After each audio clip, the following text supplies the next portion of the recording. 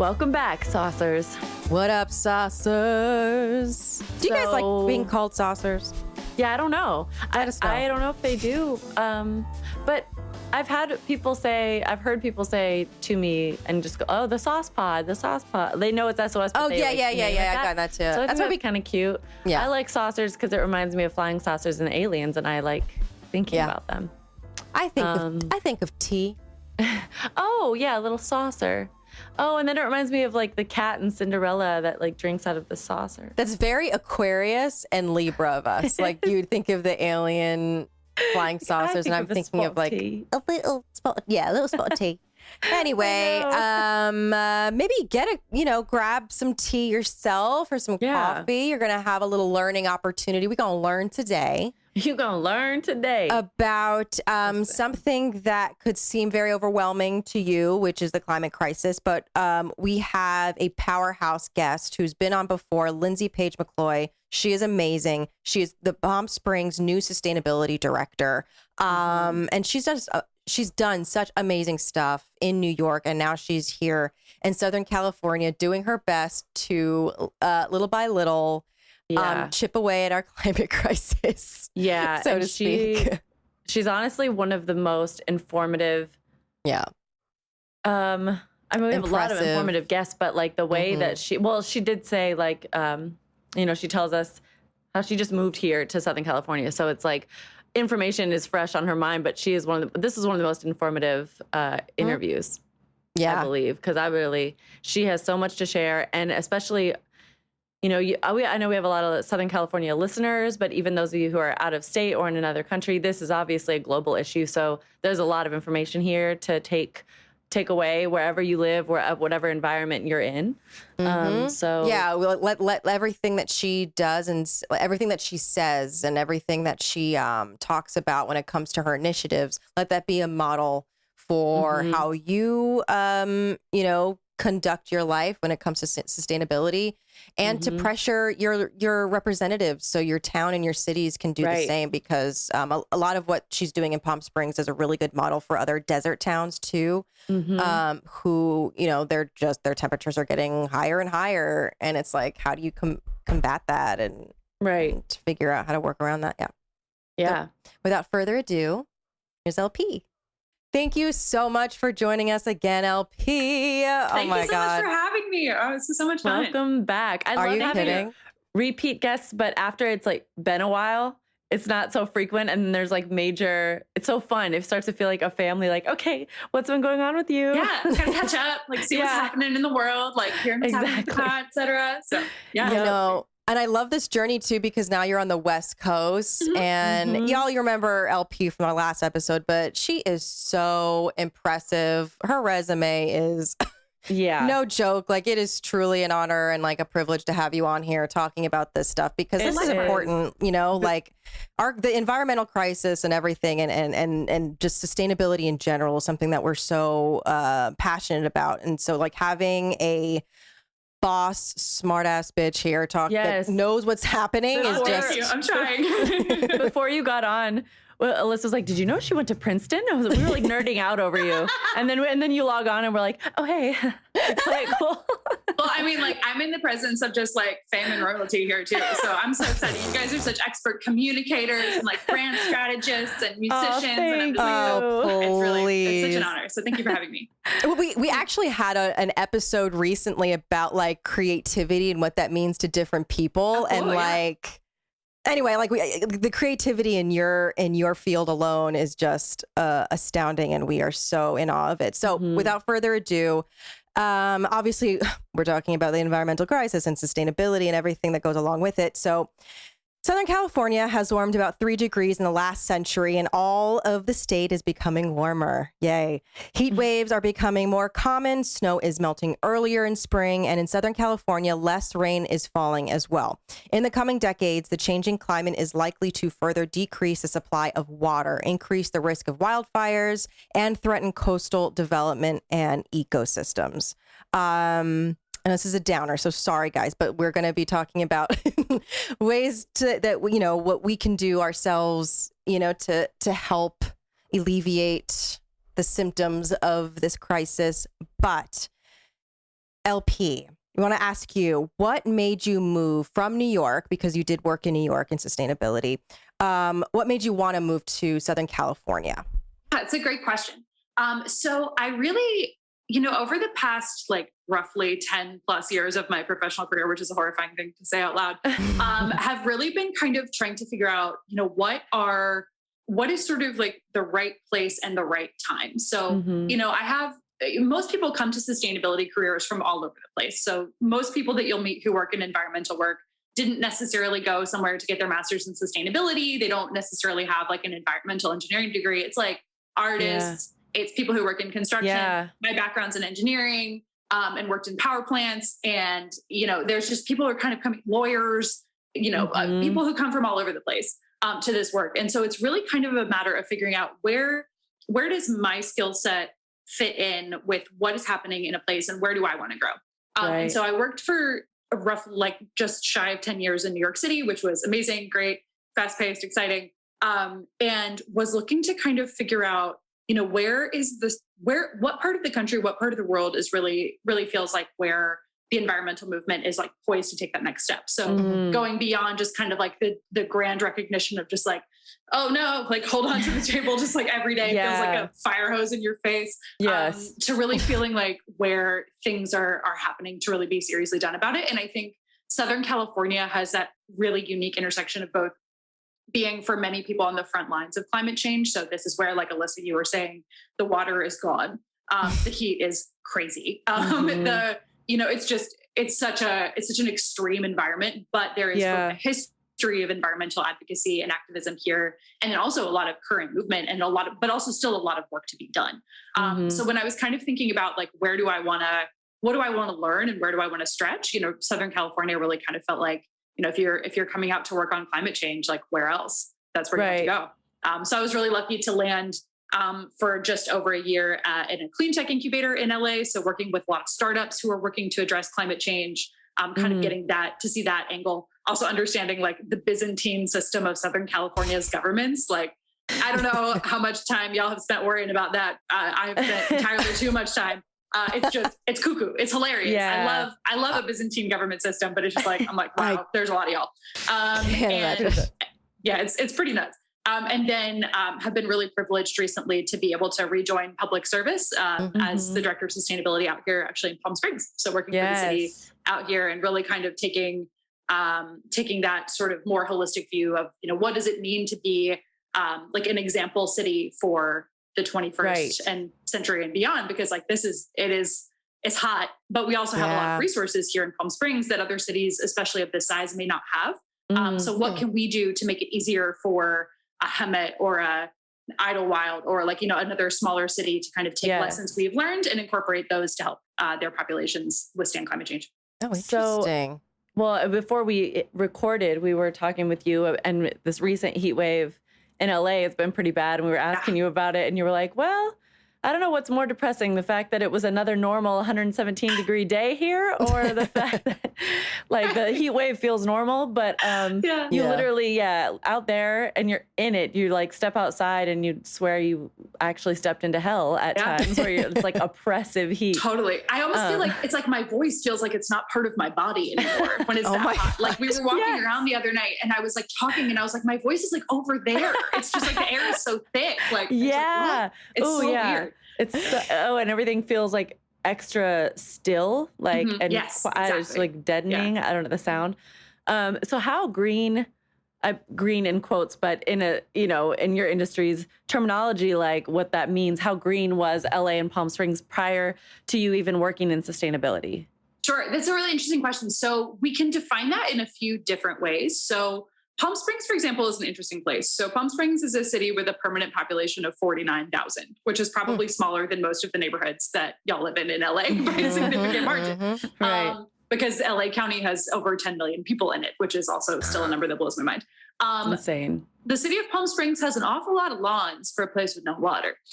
So there's some things where it's visibly like, I don't know about this. We're working on it. We'll get there. There's some great rebate programs that both local agencies have and that we're thinking about doing that we call lawn buybacks. to kind of like incentivize people to change those out. But also over 70% of the residents in Palm Springs get 100% carbon-free electricity. So which is also like, so when we think about sustainability, I usually think about it in terms of like waste. So what's happening with our waste? You know, where are we processing it? Where is it going? What are the emissions from that waste? Transportation. So how are people getting to and from the city? How are people getting around? What are the emissions profiles of that?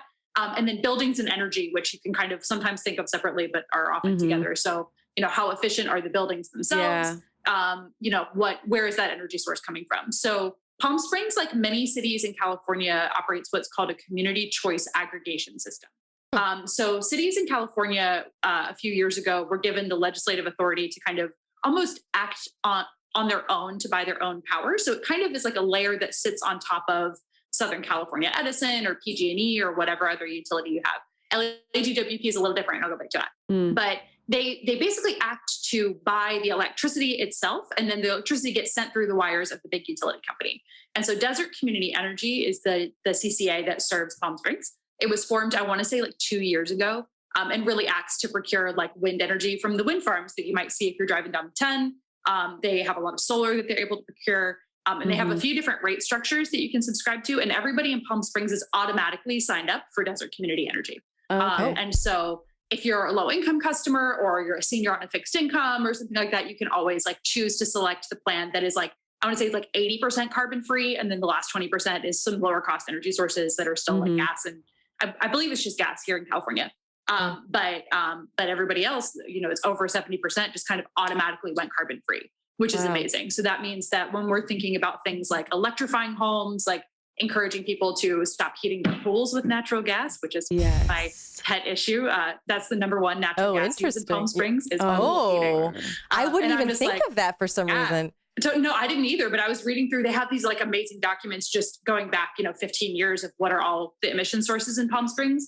And it's like, yeah, pool heating. And I was like, well, that's canceled. Like we got to get rid of that. Like we're not doing that anymore. But I guess it's not that easy. Apparently they don't make a lot of great electric pool heaters. So that's one of my long-term projects. But you know, so you can start, so you don't have to feel quite so torn when you're like encouraging people to electrify. You know, I bought a, you know, little used EV when I moved out here. So I've got my little used electric vehicle that I'm driving around. And, you know, so I don't feel like I'm, you know, charging my electric vehicle with coal electricity. You know, it's probably wind power or solar or battery storage or something like that. So there's foundations in many places in California that are really strong. The flip side of that is, and when we think about LA and Palm Springs, the building stock is at really different levels of efficiency. You also see when you think about kind of like the full scope of sustainability in the circular economy, there's a lot of waste in the building sector, particularly in LA. You see most, you know, if there's any new construction, you know, there's obviously a massive affordable housing crisis in LA. So we do need to continue to produce additional housing. But that's always happening by tearing down housing that exists and then building something new that is in most cases substantially less efficient than the housing that was there before. And so that means, you know, you've got these big walls of glass, you've got these beautiful windows, you've got these like, you know, kind of modular pack and plays, which can be great, but the heat loading in those places, like I would not have wanted to be in one of those places during the heat wave, let's just put it that way. Like nowhere near a window. Whereas, you know, you're kind of more traditional LA style, like the smaller or the stucco or like the thicker walls and things like that actually performs quite well across a variety of different temperatures. So you're seeing the efficiency of the buildings kind of decrease over time. Interesting. Which is a challenge when you think about, also, sorry, that's Iris. She's thinking. But it's a challenge also when you think even just about maintaining health inside a building. So if you're living, you know, often you'll see, particularly in low income communities, they're concentrated near freeways, or if you get down into South and Southwest LA, you have literal like oil wells and refineries, and you have trucking coming off the ports. And so when you have these kind of more porous or like leaky buildings, you're getting a lot of that pollution that comes in and just stays in the house. Or even just, I don't know if you guys have been keeping up with any of the recent data around how bad your gas stove is for you. Especially run your fan whenever you're using your gas stove. It's basically just like horrible. Like you're just breathing in just like toxic nonsense, because like that little burner is doing its best, but it's like not completely combusting that gas. It's not good for you. And so you have that kind of like staying in the house. And so you're not only having to use more energy to heat and cool the home, but you're also having kind of all of this pollution that just kind of lives in the home with you. Right. And that's particularly burdensome for low income communities.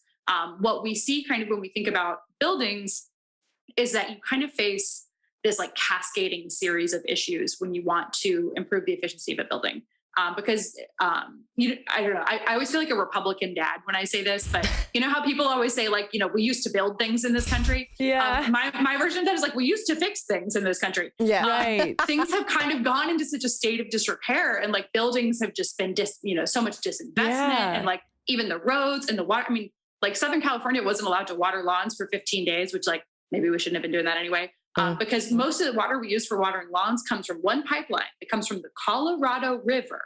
And it was leaking, and they had to turn it off so they could fix the pipeline because they hadn't fixed it in 20 years. Oh my God. And so it's just like you get these kind of cascading crises where at a certain point you have to. And so when you look at improving efficiency in homes, especially older homes, you're dealing with asbestos in these homes. Yeah. You're dealing with lead paint. You have mold that you have to remediate. You're also dealing with the fact that you've got the oldest windows in the world, like our apartment in LA. Like the windows are windows in name only. They're beautiful, very historic, but they do not close. Yeah. They're decorative. And so it's just like, oh, that's nice. There's like a whole big old stripe of light underneath. Just like something going. But so when it becomes actually quite difficult for anyone to think about making those upgrades, because like once you touch one thing, you kind of got to touch it all. I know you can't like even, you're right. You can't just start with one thing and then be like, well, we'll get to that later. Cause it's all meshed. Right. Like even if you wanted to change your stove to an electric stove, like you're probably going to have to upgrade the power in your kitchen because you probably don't have like medium voltage lines in your kitchen. And then once you start getting into that electrical cabling, then should you be upgrading it for a better like window AC so you have better temperature control or something like that? It just kind of like it all becomes sort of a cascade. So that's something that luckily, federal and state legislation has started to respond to. So in the recent Inflation Reduction Act, gotta love a catchy name. There's actually going to be quite a lot of tax credits, incentives, upfront discounts available for the hardware itself. So, that's still not the biggest cost category for some of these things. It's still labor. And, that's something that's always challenging because we want to make sure that we're paying people prevailing wages, fair wages to do this work. It is difficult and challenging work that requires a high degree of skill. So making sure we're training people into these jobs, finding the people who are already adjacent to this work, like who's already working as a contractor who could take like literally one class and then probably be able to do this other thing. So how do we bring those people in the fold, make sure that they're making good family sustaining wages off of this, and also making it affordable for people to be able to do this work. So hopefully some of the new federal and state packages will reduce, so basically you're not paying anything or close to nothing for the equipment itself so that you can focus all your money on the labor. So that's great. We're starting to see also just like more economies of scale in things like this. Like, you couldn't get I learned what an induction cook stove was like 3 months ago. And this is my job. Like, this is my professional career. And I was like, you guys say that word a lot. And I don't know what that is. I don't know what that is. I know from camping. Oh, these are so tight. Yeah, exactly. It's like a camping thing. It's like basically like cooking with magnets. So you use like magnetic fields to create heat that conducts through cookware itself. So right now, like when you light your gas burner, you're just creating heat, and then like anything that's near it gets hot because you get hot, you can burn yourself, etc. When you use induction, you don't there's no heat other than that's passed by like direct contact between like the stove and a metal thing. And so it gets really hot, obviously, in the pan. And if you're like sticking your finger in the middle of it, you're still gonna get burnt. But like you take a pan off an induction stove and it's cool. It's like, I still don't know, it's magic. Wow. Basically. It's crazy. Interesting. And so these are just you're not getting those same fumes. You're not getting the carbon monoxide that you're probably getting a little bit from your gas stove. And it's just it's so much more efficient. It boils water in a minute. And so it's just kind of seeing all of these new possibilities that are starting to come to scale. So they're kind of coming in from the camping market, the early adopters market, Europe, et cetera. All of these things are now becoming more mainstream and more affordable here in the US, which is super exciting. That's so interesting. I imagine there has to be a level of, I don't know, maybe an overwhelming feeling coming into Southern California and realizing all of kind of the issues, that there is a foundation in cities like Palm Springs and things that could be hopeful in LA in terms of, incentivizing and low income communities and stuff like that. But I imagine there has to be that kind of feeling of being overwhelmed coming into a place that has all of these problems, you know, to put it simply. You know, did you feel like, oh, wow, I don't even know if I could be up for something like this? Or do you feel kind of like there's just so much to be done and maybe we're just so behind that does it even matter to do the work? You know, do you ever get those kind of feelings of like, there's just so much to be done. Can it be done? Oh, 100%. I tend to feel overwhelmed in general, so I may not be like the exact poster child. Maybe that's also part of the reason why I do this work is because like I'm overwhelmed. So let's go to the mess pile. That was something that like really there have been a few points in my climate career where I really had to kind of sit back and be like, this is bad. Like this is not good. It's all not good. And everything we try seems to either like not really go anywhere or like, you know, you just kind of want to like, you just kind of like bang on the wall sometimes and be like, is anyone listening? Yeah. Because like, there's no possible way that even any one group of people could solve all of these problems at once. Right. And so it becomes a really interesting, almost like theory, like political theory question of just sort of like, how do you make change happen? This is where I do the sort of like the rearranging the books on the bookshelf that an old boss of mine used to tell me all the time. He's just like, these are great questions. You're not going to solve them by yourself. And I was like, but we have to figure them out. In terms of just like, how do you coordinate change of this scale? Even if you had everyone in the world is like, I'm ready to do it. Or like every company was like, I'm ready to support. Every government was like, yeah, we're going to put out the funding. Like who decides what goes first? Like, I don't know. Is it the lawns? Is it the stoves? Exactly. Is it? It's like, you could do anything. And it's like, but how, and there's still enough, I think, open questions in the climate field too, not necessarily like questions of just like, what's going to happen, but just sort of like, what's the best thing? Or like, what are the unintended consequences of blah, blah, blah. Or like, you know, not necessarily fatal flaws, but things that you should think about in context. Like, for example, there was a really interesting thing that happened this week during heat wave, which, you know, we were teetering on the edge of some rolling blackouts, especially on, I want to say it was Wednesday night when everybody got the emergency alert. There was a really interesting thing that happened that people noticed around like 5 p.m. in the energy markets. So the way that we coordinate all of our power production in California and everywhere across the country, but each state handles it a little bit differently, is through like a market system, which, you know, I am not a student of markets. I'm like, this is made up. This is overly complicated. Someone should just decide. But there's markets involved, and there's like different financial incentives that are designed theoretically to encourage different kinds of behavior, from power plants, batteries, like people who've agreed to turn systems off when which is called demand response during like periods of peak usage. But people noticed at the end of the day that batteries were discharging a little bit early. And so during the day, solar is really prevalent until probably about 4 or 5 p.m., just like straight up solar, not going into batteries because the sun's out. You have wind wasn't like super prevalent this week just because the wind wasn't blowing that much, but we had a decent amount of wind that was on the grid. And then the dirtiest power tends to kick on at night when there's no solar, there's no wind, et cetera. And so that's kind of why we still have like natural gas plants. That's why they're still talking about keeping Diablo Canyon nuclear power plant open a little bit longer to kind of fill in those gaps. Nuclear is so complicated from an environmental perspective. I'm just like, y'all figure that out. Let me know when you solved it.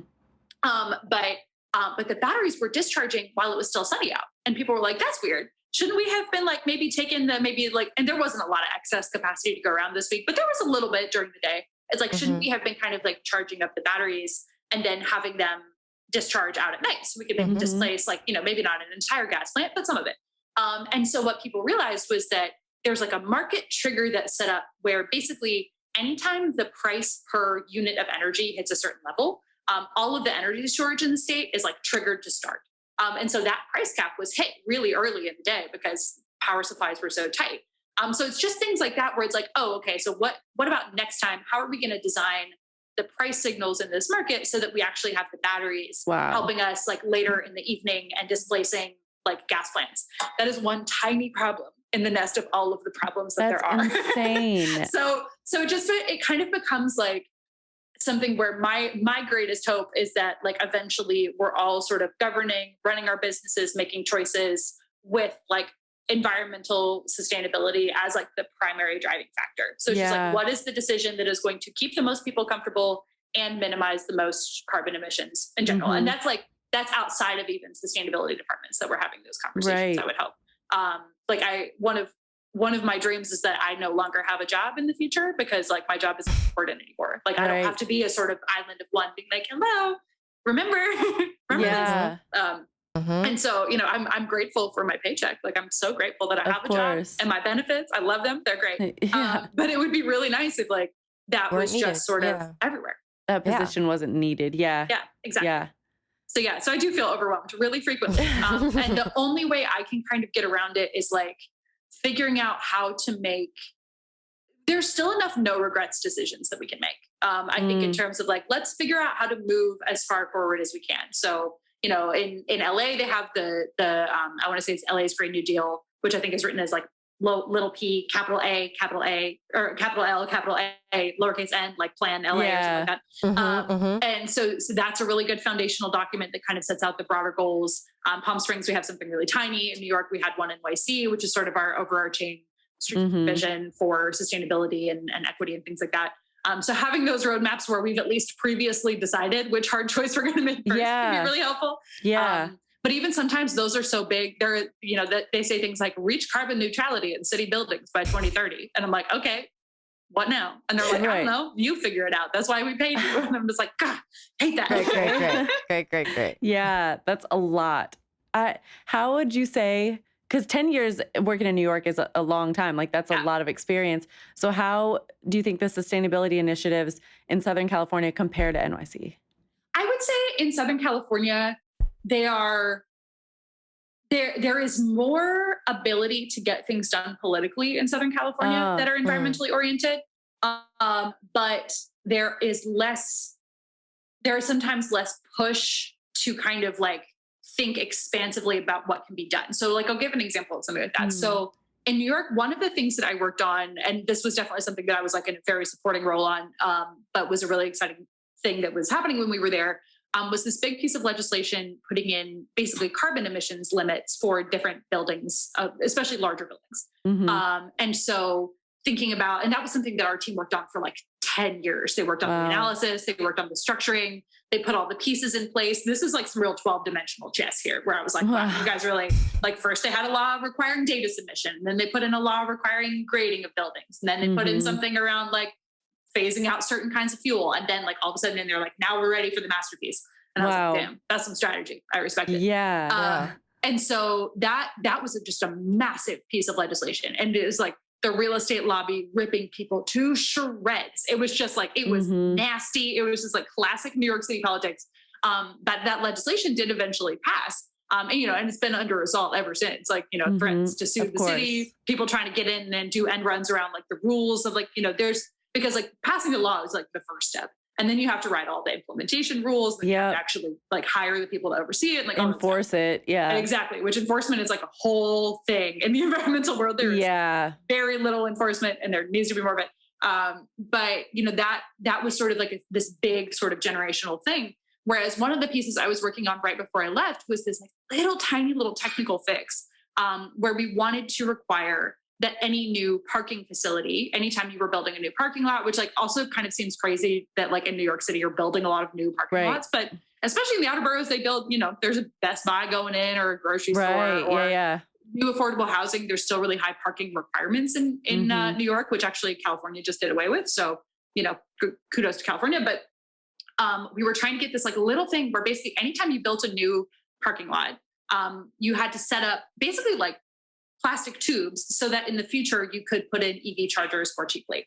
And it's something that would cost you like $100 when you were building your new parking facility to basically just like run electrical wires so you could do that more cheaply. Because, you know, what we saw was happening often was that people would want to, or we would either want to put in a requirement that certain parking lots had EV charging, or people would actually want to install it themselves. But they were just like, oh my God, I'm paying like $30,000 because I got to tear up the asphalt and I got to, you know, and that's not even the charger. The charger itself is like $8,000, which is not cheap, but it's like, you know, the charger was chump change compared to how much it was costing literally to just float the asphalt. And so this was something that we had seen that the city of LA had actually done. And they did it like that. People were just like, oh yeah, duh, of course. And so that kind of thing sails through in LA, like these sort of technical fixes or these kind of like early stage, like little environmental kind of dot connectings, which are very important. Those tend to go over very easily in LA, Southern California, even California state legislature. But in New York, they're so hard. I wonder why. You know, I feel like it's something where like New Yorkers can kind of do this thing where they want to band together and do something big, but they're so hung up on details that they're just like, I don't want to lose. And they don't even care what it is. It's just like, they're just like, no, that sounds annoying to me. So I'm just like, not even going to care about that. Right. I also wonder if it's like, people are like, the default. Oh, sorry, go ahead. Oh, no, I was gonna say like real estate, like maybe, the real estate world is so big in New York and like the traditionalists in that realm. I feel like they're just like, no, you can't, we're doing this way. Like, I don't know. I can imagine. They're like more stuck in their ways. Exactly. Yeah. Very old school. They almost just like, they don't even care what it is that I'm trying to tell them. They're just like, no, I'm not going to do it. And I'm just like, this is going to save you money. And they're like, I don't care. I don't want you to tell me to do it. Right. Whereas in LA, I feel like, or in Southern California, I feel like the default is more oriented toward things that are sustainable. But like, you know, I would be really impressed and amazed to see like a building package pass in LA, kind of similar to what we saw in New York, because really there's a different, like there's not as much like environmental and activist cohesion in Southern California. And, you know, the coalition that was built in New York was like labor advocates. It was advocates for low-income people. It was environmental justice advocates. It was like this big, broad coalition, but I just don't see the same types of coalitions in Southern California. And they're there for sure. And maybe because LA is like bigger, maybe, you know, it's more spread out. Yeah, people have less in common, maybe. You know, they're less in each other's business. And so they're less like inclined to care. And so that I haven't quite figured out, but that's something that I've noticed is a difference. And so like there's certain things which that is great for. It's like, okay, cool. So if I want to do, you know, a relatively small thing around, or like a targeted fix around foodware recycling, or I want to do like a targeted thing around like encouraging better window glazing or whatever, like, you know, we can probably do stuff like that. But in terms of anything that's going to try to meaningfully change like how things look, feel, and operate in Southern California, it's going to be much more challenging just because I don't think those coalitions exist. Yeah. And like the people, you know, in New York, because everything's all so compact and people are on the street walking in the subways like all the time. It's this like we're all in it together mentality, no matter in a lot of situations, because you're all around each other all the time. In LA, everyone has, you know, their own car, they're on the freeways. It's a lot more like separatist mentality, I think, because it's just like we're all in our own little bubbles. We, you know, even if we're in apartment buildings, but like people have houses and yards, and then like, you know, you're in your own car. You're not just like out with people all the time, where you have this like, that's something I do love about New York. There's like that team mentality of like New Yorkers are New Yorkers. Like we're all in it. We're the same. And LA doesn't have that type of bond in that way, I guess. But that I can see how that would affect like certain policies, because then people are like, well, my house and my yard and what, like that's my thing. Like it doesn't, if you're upset about how it's going in your neighborhood, I don't feel like that relates to me, because I don't feel that we are all in it together. Yeah, New York. There's huge parts of LA that I feel like most people in LA have like never even been to. Like it's just like, you know, you live on the east side, you're like, what is happening over there in like Pacific Palisades? I've been there like one time. And so it's like, I don't feel like I have anything in common with like any of those people, or like, you know, or people moving even between like the Valley and South LA. Like, do those people even know what each other's neighborhoods look like? Like probably in many cases, yes, but in a lot of cases, maybe not. Yeah. And also, you know, there's such a divide that feels so palpable in LA. It's true in New York as well. But I think New York, maybe it kind of goes under the radar a little bit more between the sort of like the haves and the have-nots. Yeah. And so yeah, it's interesting. Like their community just is organized differently in LA. And so that's something that I think it just maybe presents a challenge to some of this kind of policy making. Though it doesn't stop the state from moving forward on things, which is great. You know, that's true. I feel like New York just trauma bond. I think they're just like forever trauma bonded. And like, no matter what happens, they're like 9/11, COVID, like they're just going to trauma bond and stick together. I feel like that's a huge thing that brings New Yorkers together. Well, but you were gonna say something? Oh, go ahead. No, I was gonna ask about One NYC first of all, and like everything that you did there. And I think it's so impressive hearing about how you implemented 2 executive orders to phase out New York's purchase and sale of single-use plastic bottles and single-use plastic foodware. And I want to hear about like that process and like the results of that and everything. Yeah, totally. So this is also something that's an interesting difference between working in New York and working in Southern California. So New York City has what's called a strong mayor system of government, which basically means the mayor's in charge of everybody and screw everything else. There is a large city council. There's 52 members in New York City. And they're responsible mostly for like oversight. So they hold hearings where they'll, say there was a problem. They'll bring some people up to be like, why did this problem happen? Try to learn more about it. They'll do hearings to kind of like raise awareness about an issue. They have final sign off of the city budget. And then they are the people who have to pass any laws that we want to change. But there is a whole lot that the executive can do in New York City without even touching the council. Whereas in most of California, they have strong council systems. And so the mayor has a lot of power. Well, in a place like LA, it's a little bit of a hybrid, but like the mayor, there is a mayor's office, there are departments and things like that. But the council really has oversight of everything. Somebody wants to do a new contract, you got to get it signed off by the council. Somebody wants to amend a contract, got to get it signed off by the council. And so the council is really where a lot of that policy direction is coming from.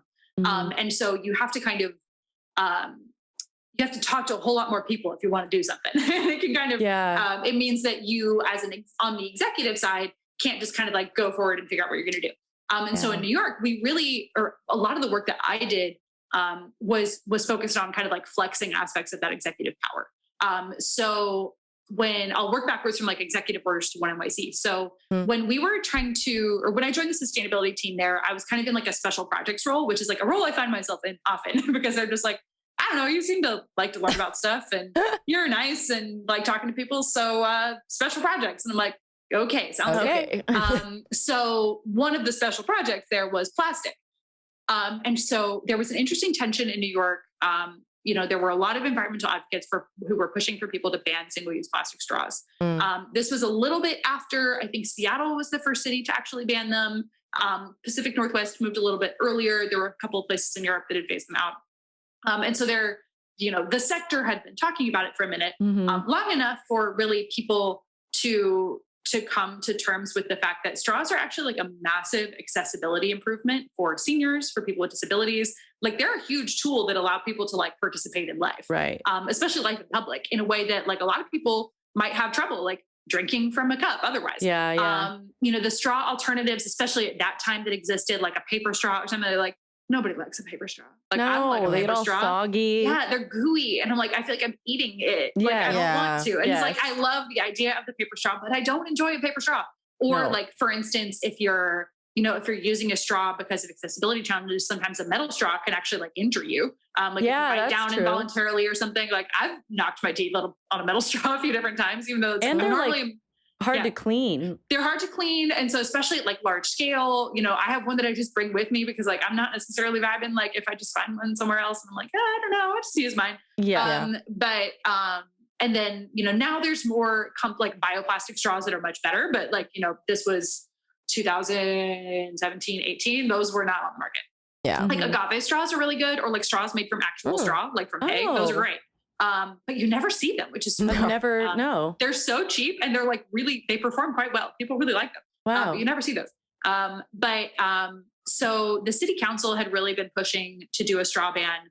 New York City's community of people with disabilities is very organized, very powerful, which is great. I mean, there's still like a lot of improvement. I mean, it's basically like the place. I mean, their estimates are that 10% of New Yorkers identify as having at least one disability.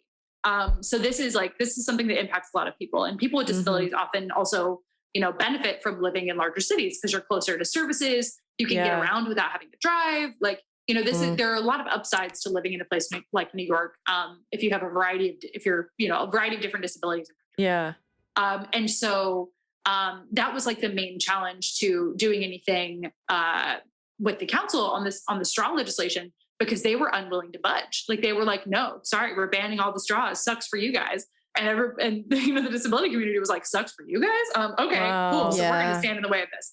And so the council really was like, you find often people in the environmental community come to the come to the work with a really strong sense of duty, passion, justice, etc.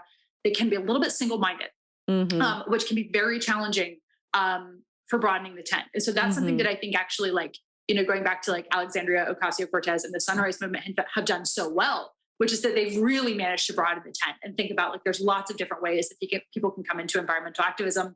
It's not just about the straws and the turtles, but sometimes we still talk about the straws and the turtles because those people are still around.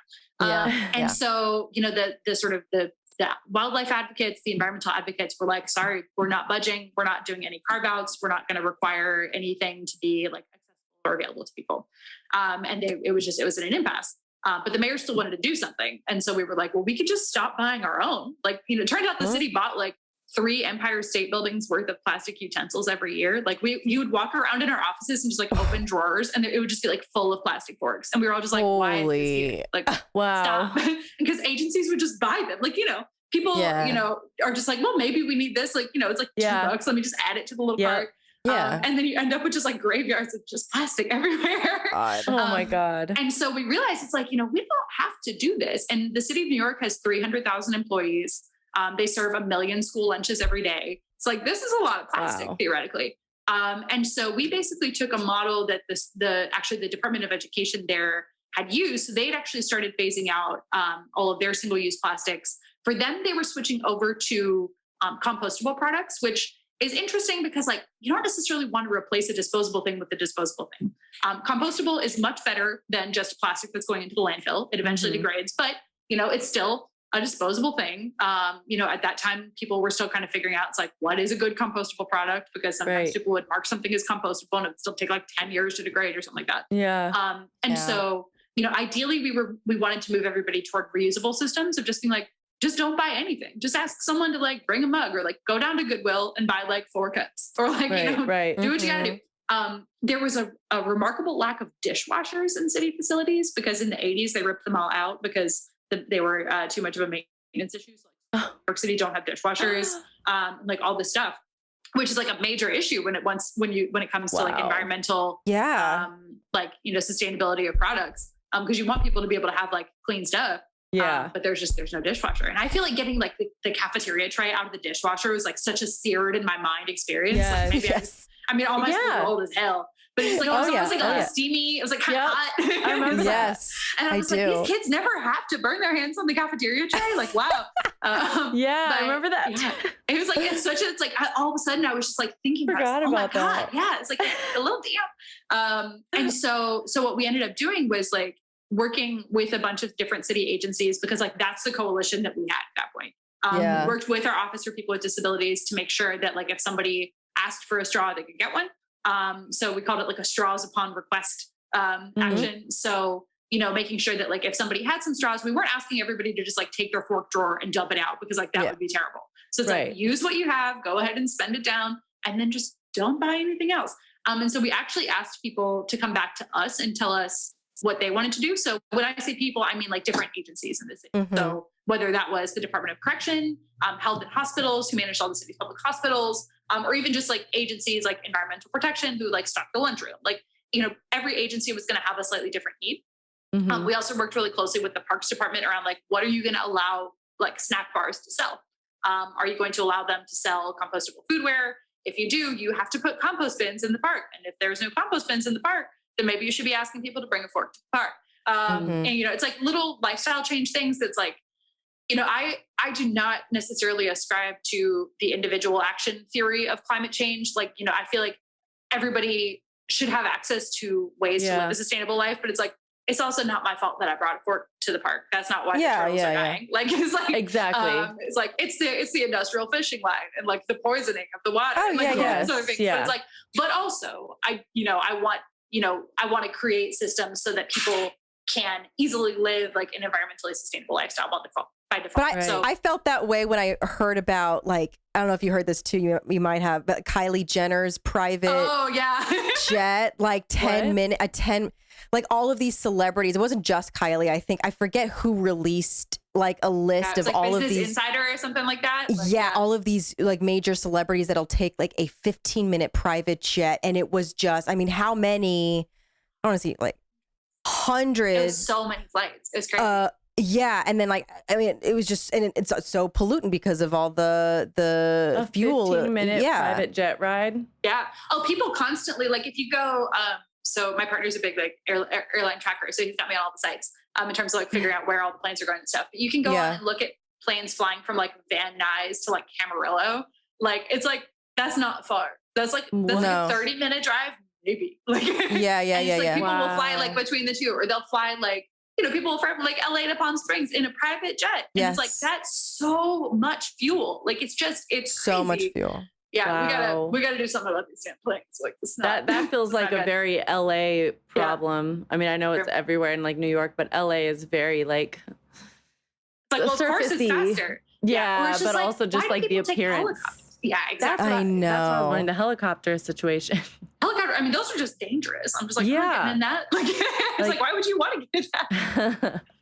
But yeah, no, so it's like, yeah, there are definitely forces at work that want us to feel like it's our fault for bringing a fork to the park. But also at the same time, if there's things that we can do to reduce, like, the city of New York bought 1 million forks. So like, each person going to the snack bar, that's one of those 1 million forks. So like, how do we kind of think about moving? So that's why we did like the executive orders. So we were able to take action on the level where all of those purchases were happening. So, we weren't punishing people for throwing things out. We weren't getting rid of the trash bins and being like, you have to recycle it a certain way. We were like, well, we have the ability to change. We have the budget to be able to do that. We have the sort of goals that we want to hit as a city. We want to be a model for sustainable procurement, and also show New Yorkers that you can do this. We want to live our values. So we're going to do it. And so, living your own values is definitely something that a lot of organizations and even governments are not always so good about. And so that was something where we really wanted to try to lead by example. And so, it took me 6 months to write a 2-page executive order and get people to agree on it. Wow. Also included a lot of really funny discoveries, like realizing there's a whole storehouse in Eastern Queens just full of plastic silverware. It's like this massive warehouse. And I found out about this like 2 days before the mayor's press conference. And they're like, oh yeah, what are we going to do about the storehouse? And I was like, what storehouse? Like, don't tell me there's a storehouse. Oh my God. At that point, everyone's just like delirious and laughing the whole time. You're just like, storehouse. Like, and so yeah, that was a fun discovery. So you always find stuff like that when you're working on government thing of somebody being like, oh yeah, there's this law from like 1970 that makes this entirely illegal. And I'm like, could you have mentioned it before right now? Right. So what are you going to do about this? Like, what? And it's like, well, who going to do about it? Is this my problem? Yeah. No, apparently it's my problem. That's how I felt the other night when I got a call from our community choice aggregator, Desert Community Energy, and they were like, "Oh yeah, by the way, there might be power outages tonight." And I'm like, "Are you telling me that because like this is my problem?" And they were like, "Yeah," and I was like, "Oh no, oh no!"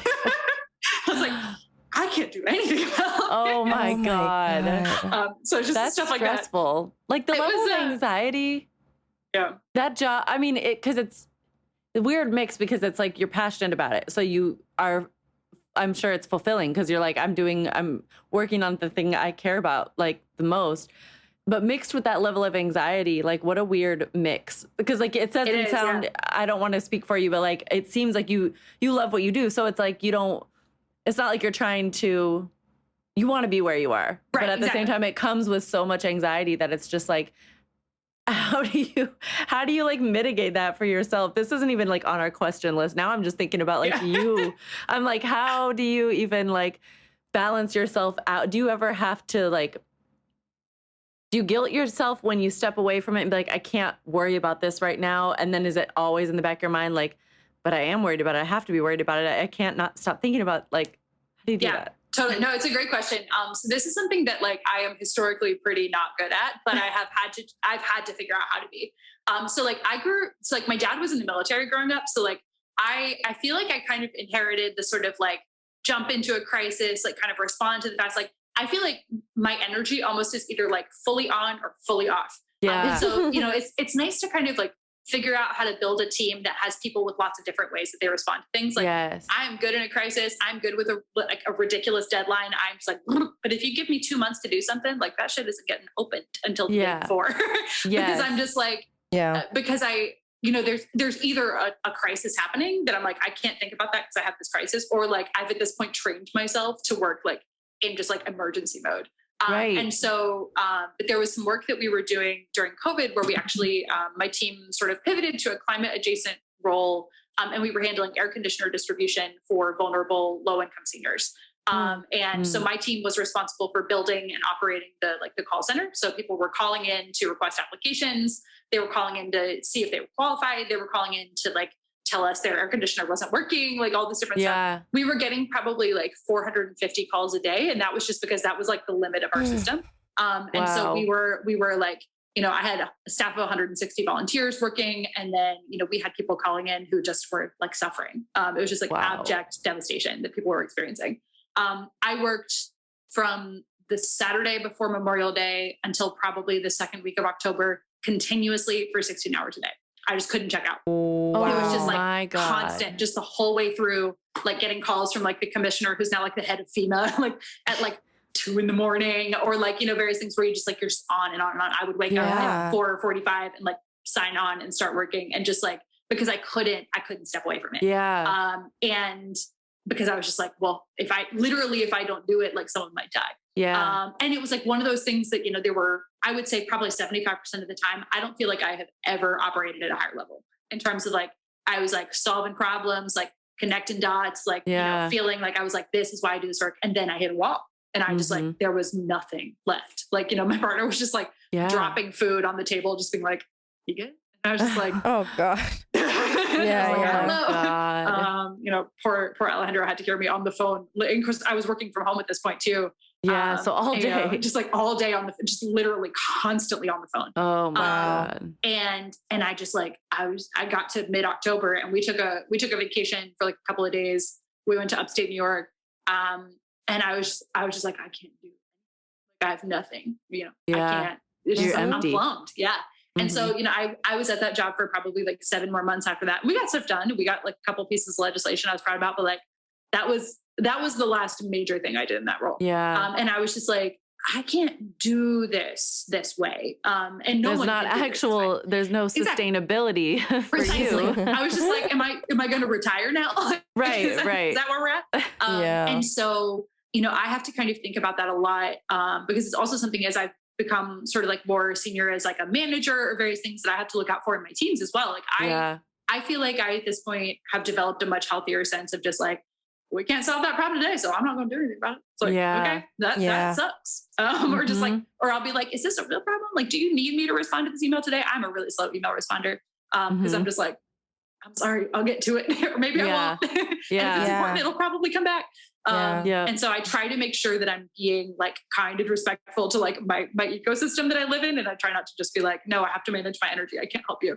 That's obviously not who I am, but figuring out how to also bring that environment into a team structure of just this work is very emotionally challenging. I mean, it's, it's similar, I think, in ways to the work that both of you do creatively. You have to draw so much from yourself. You have to think so much about both how you are generating emotion and how you're projecting emotion and that kind of, it's so much of it is, it feels similar to me to my creative work as well. In a certain sense, you have to manage the energy reserves. And you have to figure out what kinds of criticism are you going to absorb? What kinds of negativity are you going to absorb? What kind of even self-pressure are you going to allow yourself to absorb? And then how, some of that, maybe you can turn that into fuel. Some of that, I love it when people tell me no. I'm just oh yeah, no, that's what's going to happen. That's one of my strongest motivators. Oh, I love that. But yeah, it's just I'm motivated. There's an author I love. Her name is Mary Hegler. She writes a lot about climate and particularly about climate justice in the South. And she talks often about how she's just motivated by rage and that people have often told her that's bad for her mental health. And she's well, what else am I going to do with the rage? And so I'm just honestly, it's motivated by her. I feel that's sort of also a very, it's a very feminist way. I think also sometimes approaching different challenges. It's just sort of how do you channel the rage? And so, very New York, another thing. Right? It's they're bonded by their rage because the New Yorkers are just always angry. You know what I mean? I know. It's funny. When I moved out to California, people were you're a little angry. I was I'd be how dare you? Angry? In comparison to what? I'm passionate. But I'm just y'all are chilling a little bit. But so figuring out how to kind of figure out where to put your energy at any given time and just you have to laugh at work. It's just dumb stuff like that.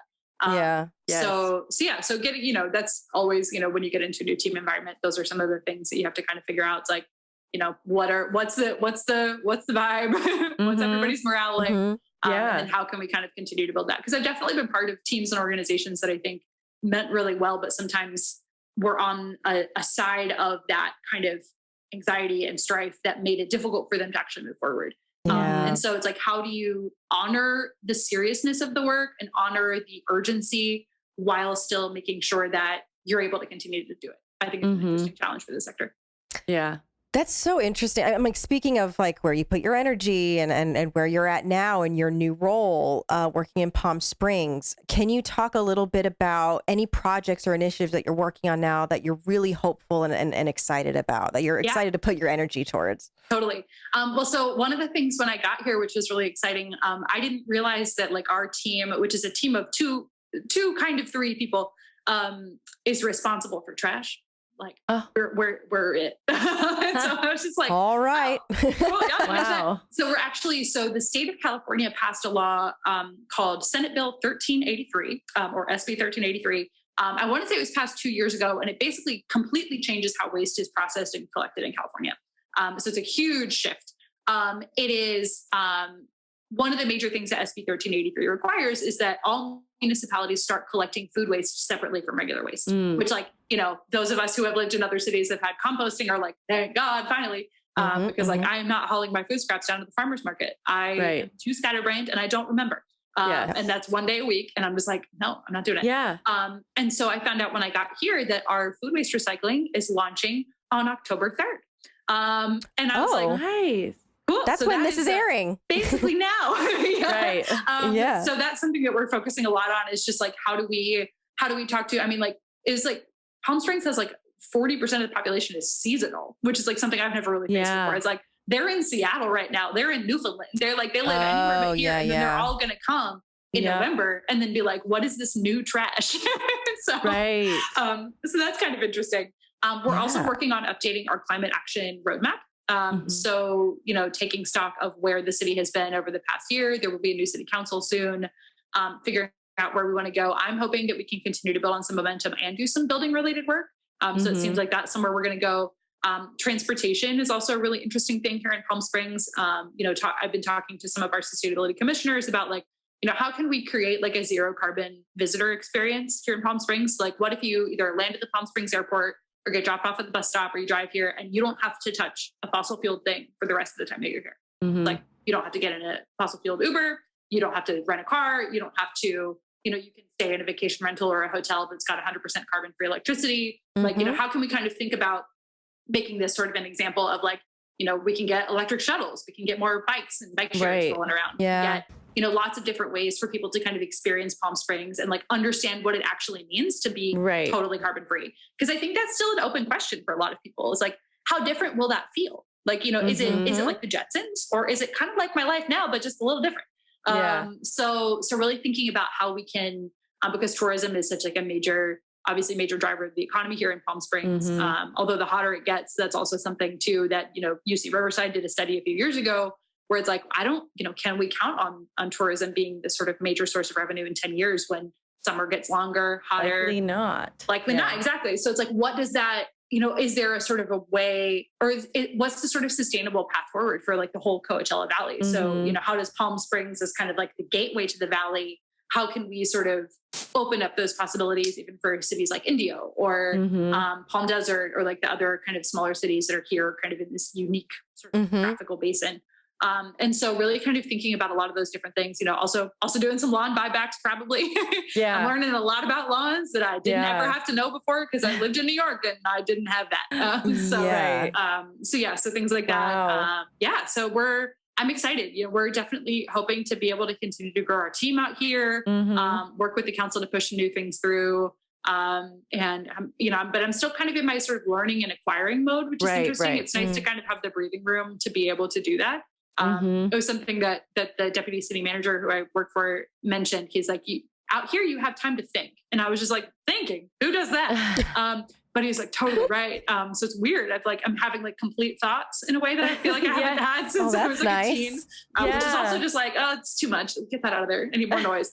But spoken like a true New Yorker. Exactly. Yeah. It's like, oh God, so quiet. But yeah, just kind of just being able to like see what's. I mean, I was walking around the other night. We saw like 20 bats and a skunk. It's just like, it's just like getting into nature and like understanding like what's around and like how does this place like, which is already so integrated into the desert, like what, how can we leverage that? And like, how can we both protect ourselves from the desert, but also like enhance the desert? Yeah.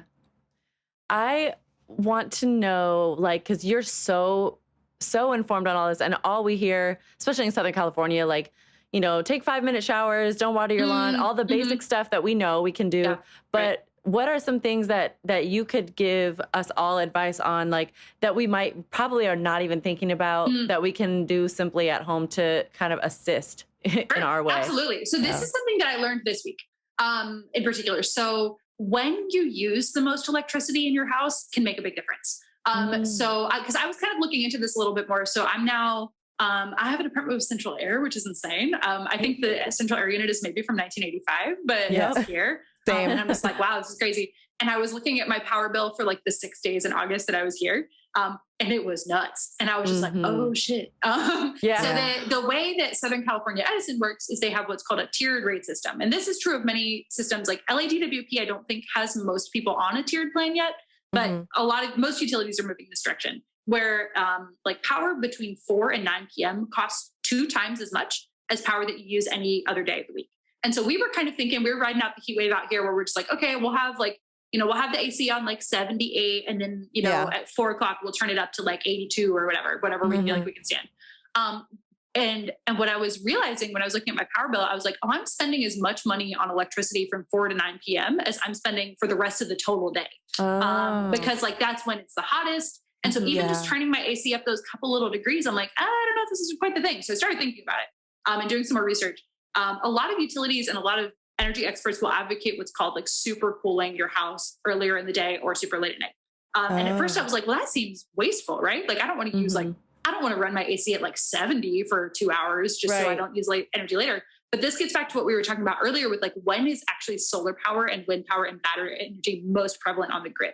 And so it turns out when you're using that power earlier in the day, you're actually being able to take advantage of all of that extra clean energy. So you're, it's more likely that, say you can run your AC like harder than you would otherwise before those kind of peak crunch hours toward the end of the day and actually still have a lower carbon impact and lower financial impact than if you waited until like, and made just like a little bit of a change between 4 and 9 p.m. So now I've been testing out. It's like, okay, let me crank my AC from like noon to 2. Like get it really icy in here and then just turn it totally off for as long as I can stand between 4 and 9 p.m. And like, so even just kind of thinking about how can you take advantage of like those cleanest and lowest cost electrons? Like, so I'm really actually following what that price signal is trying to tell me. But like, I feel like I didn't really understand that that's what I should do until I spent like, honestly, 5 hours thinking about this week. And again, literally my job. So it's like, if I have to think about this hard, like, how are we supposed to like, we have to do a better job of kind of, disseminating this information. So that's like one kind of thing that I learned this week that I'm like, oh, okay, cool. So, when I get up for breakfast, I'm just going to wear my little sweatshirt and like, pretend like it's fall and crank my AC for a bit. And then it'll be cooler. Like, it'll take longer for the house to heat up later in the day. So I can actually totally disconnect from most power during that dirtiest and most expensive time. So that's one thing that I've been thinking about a lot.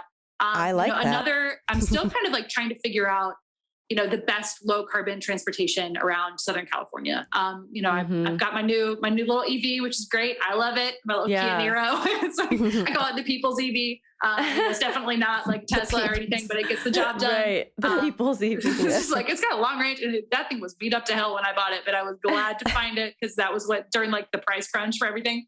So that's something that I'm like learning my way around. It's definitely, I do a lot of driving. I go back and forth between Palm Springs and LA. And there's been maybe like one day when I was like a little bit iffy on whether that was going to work charge wise. I pay like $6 every time I have to charge my car once every 2 weeks. So it's just like, it's really kind of changed the game. I know that is not something that is like necessarily necessary for a lot of people. Cause I probably 10 times more driving now than I did when I was living just in LA. And so, we have an older hybrid that gets pretty good gas mileage that honestly, I probably just been like, I'm riding out the hybrid for a while because I have it. Works. But I'm glad that I sort of was able to make that change. In terms of water, I mean, like the water's not good. We don't have any. And that's something where I think continuing to figure out how we push for like broader regulations on just high water use, either industries or like we shouldn't have like really water intensive industries in Southern California, unless people are really kind of keeping their own like water recycling internal. I mean, that's something where it's really challenging when you think about like cannabis growing. Well, which golf courses too. Golf like courses what are the just hell? Yeah, I'm just like, just go pick at a golf course. It's like I'm just like, this should exist. I hate golf course. Like I just see them and I'm just like, fuck you, because I'm doing the 5-minute showers. Right, exactly. And it's hard for me. Like, and you're not. Exactly. That's where it's interesting too to kind of figure out like, that's where a lot of awareness raising around like, you know, if you're going by golf course and it's like 4 p.m. and you see that like sprinkler going, like put it on your Instagram being like, excuse me, like, why are you doing this? Like, you know, this is kind of like water is in the naming and shaming era. Like it's really hard to do that with electricity because you can't really see how much power somebody's using. I mean, sometimes you can, but you can't always tell. Yeah. Or sometimes there's like weird extenuating circumstances or whatever. Like, I don't know. But water, like, you know, point the finger. Is kind of where I'm at. It's just sort of like, okay, I haven't washed my car in 4 months. And yet you're out here at 3:30 watering the median in front of a Walmart. Like, you're just like, why? It's like, that's for not real. fair. What the hell? Yeah. So I think that's kind of when I think about the next like advocacy step that I'm taking, like as a person around water use, like that's where I'm at. It's just like, I'm just like, screw y'all. Like, this isn't fair. Yeah. And also I haven't washed my car since April. So it's very dirty. And we do also have power in our pockets with our phones and our social media. And even if you only have a couple hundred followers or whatever you have, like you have a community. We all have, I mean, most of us have that in our pocket. So it's like, that is a tool. Like it really is a tool. And you're right. Sometimes you just have to go straight to the like calling people out, like tagging a company or whatever, a brand of whatever, and just being like, what's going on? Because, you know, one, of course, like they might see it and be like, oh, whatever. But everything has to start somewhere. For sure. And you're putting people on notice. And it's also like, you know, basically, and with some cases, it's kind of hard to tell. It's like, are they allowed to do this? And it's fine. Basically, if you see anybody watering anything during the day, they're not supposed to. They should not be watering during the day. And so that's a relatively cut and dry thing where if you're walking around and there's like a big house in your neighborhood and they're watering at like noon, like they shouldn't be doing that. Because, you know, the water just basically evaporates. It's like, it's so stupid too. They're using so much more water than they would even if they watered overnight. And there's still a lot of restrictions too on like, you know, there's certain days of the week that people are supposed to be watering and things, and it gets confusing. And like, I have not bothered to learn all that stuff. But basically it's like, as long as there's enough people who are just still watering during the day. So you can just be like, no, we're not doing this. Yeah. Oh, God. Thank you so much for I know. Thank you so much for this. Like, I learned so much. Thank you. I feel better too. I think, and this is why I love talking about this in general, especially with someone that knows what's going on and knows the ins and outs.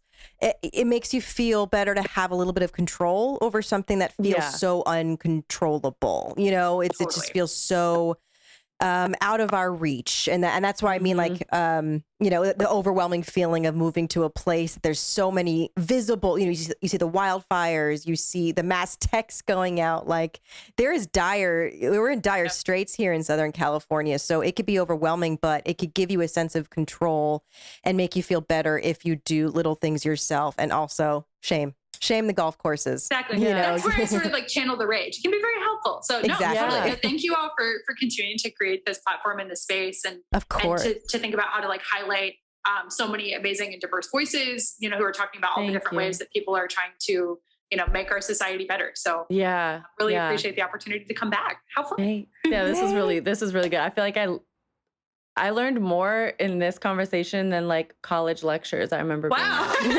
so honored. I'm like, wow, this is really informative. Thank you so much. You know, it's been a learning moment, especially, you know, anytime you start a new job, you learn a lot of stuff. So I'm like, wow, I know a lot of facts right now. So to share, answer questions. So thank you so much. Thank you again to LP for that amazing interview. We learned so much. And as I said, I feel like I have way more control over the things and it makes me less anxious, you know, in the long run when you have some control over what you do and where you spend your money and how you know, what you do with your own waste. I feel like that's really important. I love talking with her. I do too. And the way that she approaches it too is like, it's not so black and white of how she was saying, she's like, I hate paper straws. Everybody hates paper straws. And like, Yeah. she's real about it in a sense of like, okay, some things just, it might be better for the environment, but it's not going to stick in society because they suck. And I'm going to be honest about that. And here are some other ways. So I like that she approaches it that way because we're also very used to just a hard line drawn by like, you know, people in her position, professionals who are actually fighting so hard for the climate crisis to say like, cut out all plastics, do like, yeah, that's the ideal, but is it not gonna taking happen? into account like accessibility and just how you communicate it in general. You have to be palatable to people of all financial backgrounds, all cultural backgrounds, and abilities. So because not everybody can just turn off their electricity all the time because of they're dependent on it for health reasons, or cut out straws because they need it to literally drink and consume things. There's so many it's so nuanced, and talking with her, it like highlighted a lot of that I was not enlightened about, so many things, like what this actually entails, like how many steps. She described a 10-year process to pass legislation when she was in New York, where it's like, she's like 12D chess moves where you're just like, the strategy is insane. And so it does also relax my anxiety about it a little to know, because sometimes from the outside, it's easy like to criticize or just be frustrated. Like, why aren't things happening faster? And yes, it should be happening faster. It shouldn't be this hard for them to get things passed, but to know that they're actively working on it that hard, and you don't always see it every day or every year even, but like then something will happen that they've been pushing for 10 years. And it's devastating that it takes 10 years. But I guess my point is just understanding the nuances and the layers that they're working within in her profession is helpful to know. Yep. So we're going to shout out today the Coalition for Rainforest Nations.